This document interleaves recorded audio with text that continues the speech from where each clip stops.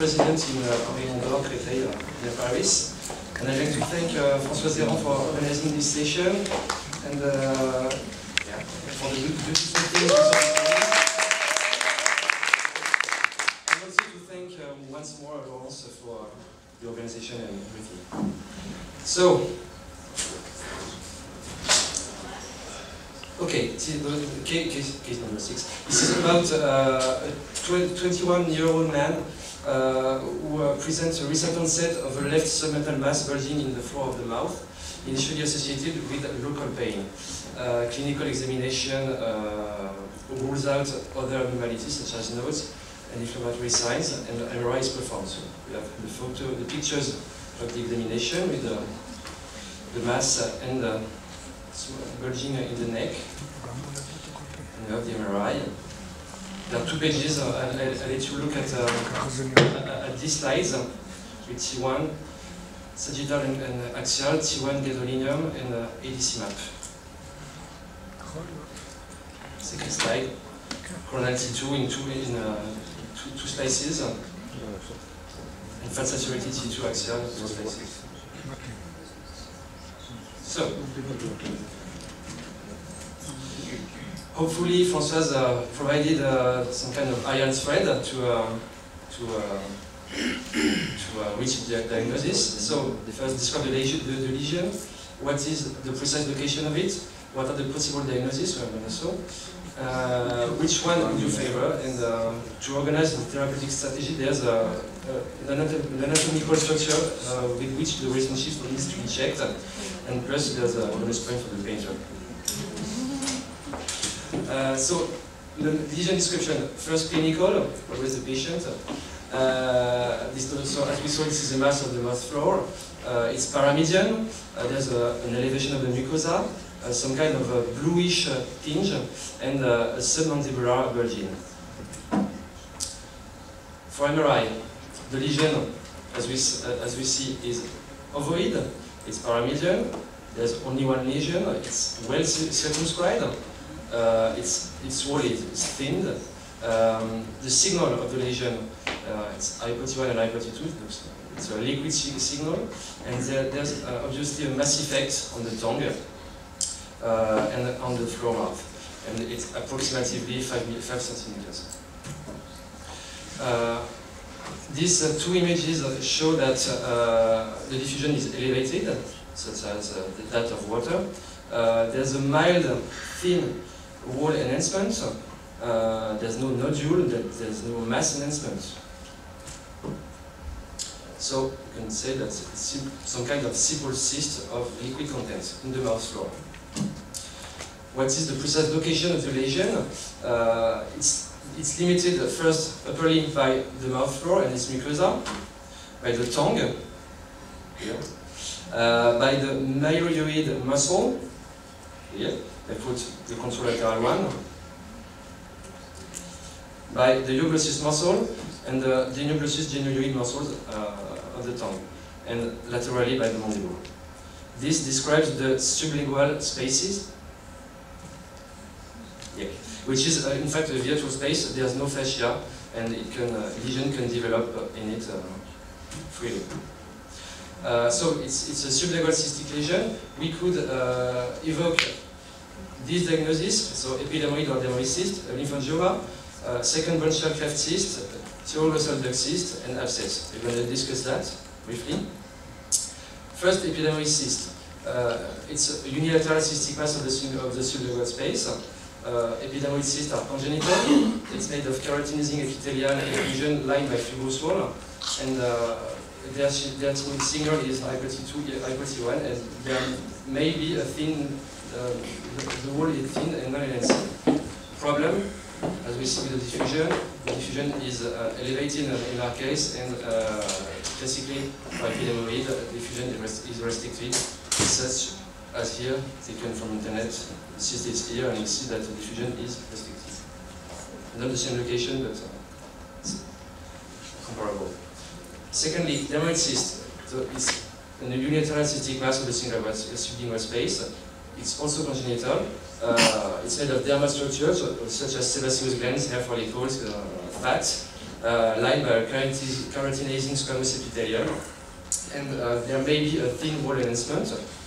Problem, classically the fluid content is complex with focal or diffuse hyper-T1 for fat content, or even calcifications. So it's here taken from literature, calcifications seen on CT, and fat nodules here on this T1.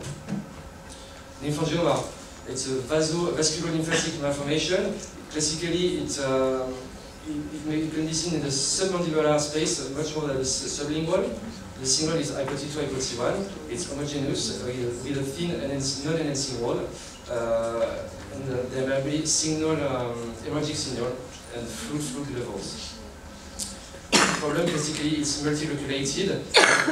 It insinuates the neck. We have our lesion here. It's much more different for lymphangiomas. Second branchial cleft cyst. It's also a cystic lesion. It's dilatation of a remnant of the second branchial apparatus. Its content is mucoid. It may infect. The signal is hypo-T2, hypo-T1. It's such like a lesion.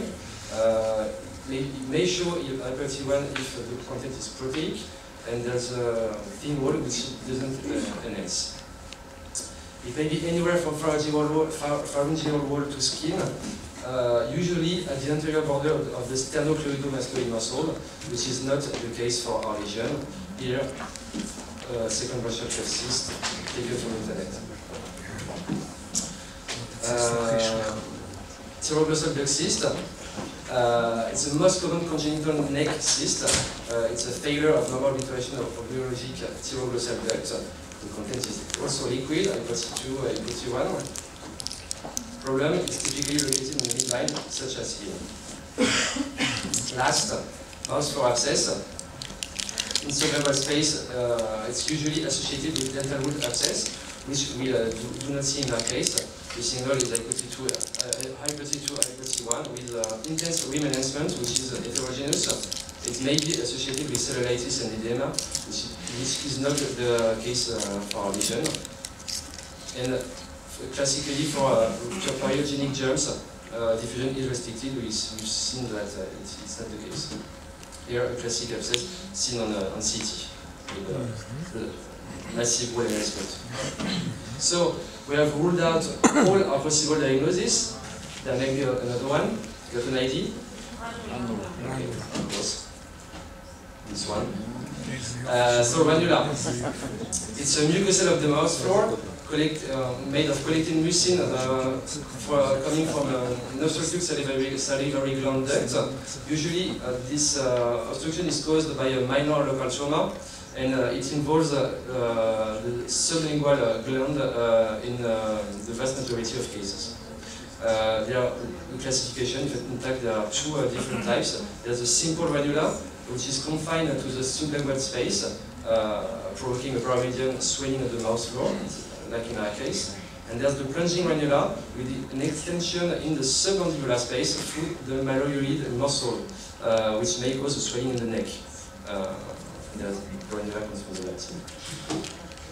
In pathology, most ranulas have no epithelial lining and are simply pseudocysts lined by a condensation of connective tissue and an inflammatory response. They tend to be thin-walled, unilocular, homogeneous, cystic lesions, just as in our case. The fluid closely resembles that of normal saliva, and hemorrhage or infection are possible. This is a slide on pathology, just to see that this is the granulation tissue which makes the wall. You see in here, and there's no epithelium. Imaging, the key imaging feature is to identify a connection to the sublingual space that may be just a thin tail in the case of a plunging ranula, or in the case of a simple ranula, it's totally contained in the sublingual space. Uncomplicated ranulas are thin-walled, as we've seen. They may show a thicker wall if they are infected. The scan densities is that of the liquid, between 10 or 20. It's hypo-T1, hypo-T2 on MRI, and diffusion is elevated. for enhancement is possible, as we've seen. Okay. The treatment. The treatment is surgical. Sclerotherapy is possible, but the reference treatment is resection, and the surgeon must resect with the cyst the parent sublingual gland to prevent recurrences. And we see, as we see in these figures, with intraoral excision of the sublingual gland and drainage, there's no recurrence, contrary to marsupialization or just drainage. So the relation to the sublingual gland has to be checked for prior to surgery, and in our case, I think it's located just here. We have the normal one on this side, and the pathologic one is laminated against the musculature of the tongue. A few references. So that diagnosis, it is a runner. Yeah. The painter. So I didn't do this painting. So I'm a radiologist, so I thought there might be a clue here. Unfortunately, it's too pixelized to see the signature. Thank you, Françoise. So of course I asked Dr. Booger.